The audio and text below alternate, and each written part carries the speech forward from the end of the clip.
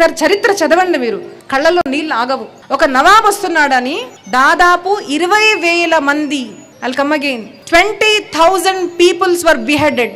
తలలు తీసి ఈ తోరణాలు కట్టారు కదండి, పేపర్స్, అలా మొత్తం తోరణాలు కట్టారంట. ఎందుకంటే ఆయన వచ్చేటప్పుడు స్వాగతం, ఇలాగ హిందువులను మేము చంపేశాము అనేసి ఇలా స్వాగతం పలికారు. ఒక్కొక్క మినార్ ఉంటుంది కదండి, ఆ మినార్ మీద ఇటుకలు ఉంటాయి కదా, ఇటుకలు కాకుండా తలలతో మినార్లు కట్టారంట, బికాజ్ హీస్ కమింగ్.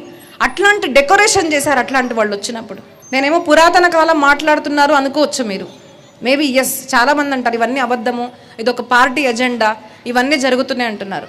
మీరు గుర్తుపెట్టుకోండి, రీసెంట్గా జరిగింది మీరు మర్చిపోయారేమో కానీ నేను మర్చిపోలేను.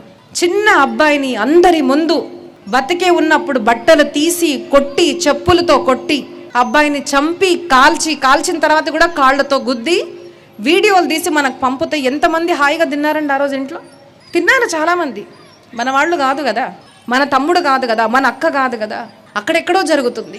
కాశ్మీర్ ఫైల్స్ అండి అక్కడ జరిగింది అని ఏడ్చి పేరెంట్స్ చెప్తుంటే అవన్నీ అబద్ధాలు, ఒక పార్టీ ఎజెండాగా అనిపిస్తున్నాయి.